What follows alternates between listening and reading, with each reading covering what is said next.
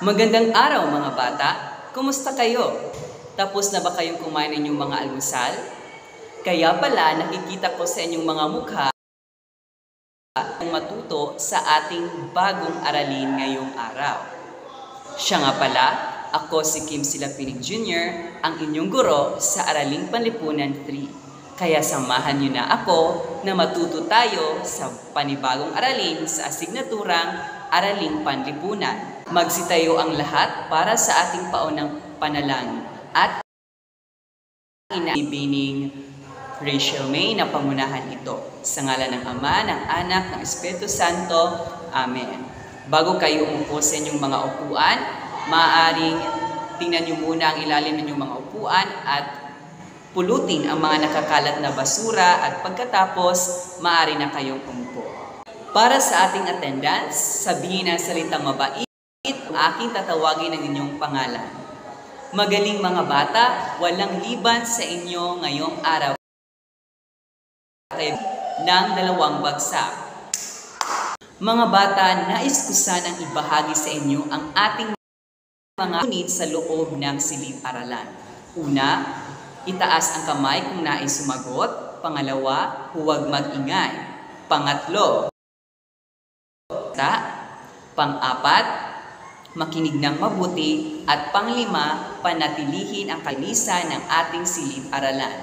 Maliwanag, magaling dahil naiintindihan nyo ang ating mga alituntunin sa klase. Mga bata, naalala nyo pa ba ang ating tinalakay noong nakaraang aralin? Tama, ito ay tungkol mahalagang anyong lupa at anyong tubig sa sariling lalawigan at karatig na lalawigan. Ngayon, may tanong ako sa inyo. Ano-ano ang makikita natin ng mga anyong tubig at anyong lupa sa Del Norte? Magaling mga bata, lahat kayo ay tama at ako ay nagagalak dahil alala nyo pa ang ating nakaraang talakayan. Ngayon mga bata, bago ko ibahagi sa inyo ang ating panibagong aralin, meron tayong gagawin. Ito ay tanong. May kalamidad bang nangyari sa inyong lalawigan? Kung oo, itadyak ang inyong mga paa. Anong kalamidad ang hindi mo malilimutan? Bakit? Kung malakas na ulan, iwagayway ang mga kamay. Kung baha, itadyak ang mga paa. Kung lindol, tumayo at gumiling. At kung pago ng lupa, tumakbo sa pwesto. Magaling na magaling mga bata dahil nagawa ninyo ang ating gawain. Kaya ngayon, ibabahagi ko na ang ating panibagong aralin. Sa araling ito ay pag-aaralan naman natin ang mga lugar na sensitibo sa panganib batay sa lokasyon at topografiya nito. Ang Pilipinas ay may mayamang kapaligiran. Sagana ang Pilipinas mga likas na yaman. May mga yamang lupa at yamang tubig ang napapakinabangan ng mga Pilipino sa bansa. Ang Pilipinas na matatagpuan sa Timog Silangang Asya, ito ay nakalatag daanan ng bagyo o typhoon belt, kaya naman itinatayang nasa 20 hanggang 25 bagyo ang dumadaan dito bawat taon.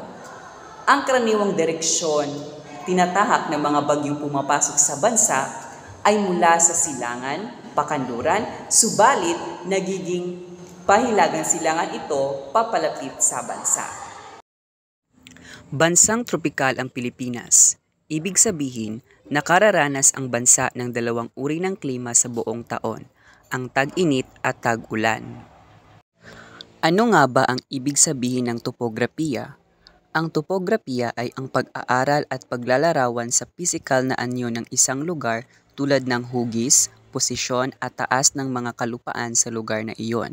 Ang init o lamig ng isang lugar ay base sa katangiang pisikal at lokasyon nito. Palatandaan ang sumusunod na salik sa pagkikal ng ating bansa na may malaking kaugnayan sa tiya o kalagayang pangkapaligiran ng ating bansa. Ang kalagayang heograpikal ng bansa ay may malaking epekto sa iba't ibang topograpikal na katangian na mayroon ang Pilipinas. Makikita ang topografiya ng bansa sa iba't ibang uri ng kapaligiran sa bansa. Taon-taon ay dumadaan sa bansa ang malalakas na bagyo na nagdudulot ng malaking pinsala sa mga komunidad sa syudad at probinsya. Nag-uumpisa ang tag-ulan sa Pilipinas tuwing buwan ng Hunyo at tumatagal hanggang buwan ng Nobyembre. Sa mga buwang ito dumadaan ang mga bagyo sa bansa. Hindi maiiwasan na makaranas tayo ng mga natural na kalamidad at mga sakuna sa ating komunidad. Ang mga natural na kalamidad na nararanasan natin ay dulot ng bagyo, lindol, pagsabog ng bulkan, tsunami, storm surge, baha, tagtuyot at iba pa. Mga bata, ito ang ilan sa mga lugar na madalas makaranas ng panganib na dulot ng bagyo. Pakibasa. Maraming salamat mga bata. Ito naman ang mga lugar na mapanganib sa pagputok ng bulkan. Pakibasa. Maraming salamat mga bata. Narito ang mga lugar na mapanganib sa pagguho ng lupa dahil sa lindol. Ito naman ang mga lugar na mapanganib sa tsunami. Narito ang mga lalawigan na madalas tamaan ng lindol. Narito ang mga lugar sa Luzon na mapanganib sa aktibong fault line. Halimbawa ay ang Marikina Valley Fault. Pakibasa. Ngayon naman ay ang mga hakbang na dapat isagawa laban sa hindi inaasahang pagdating ng mga natural na kalamidad at sakuna. Pakibasa mga bata.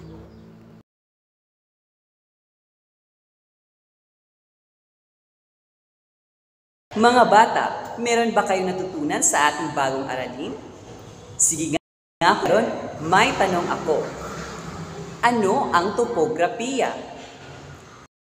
Tama. Ano-ano ang mga natural na kalamidad na nararanasan natin? Tama, magaling. Magbigay ng dalawang lugar na madalas nararanasan ang baha. Tama. Tama, pagguho ng lupa. Magaling. Aktibong fault line. Ayos. Talagang may natutunan kayo. Ito pa. Bakit mahalagang malaman natin ang mga hakbang sa paghahanda sakaling darating ang mga kalamidad?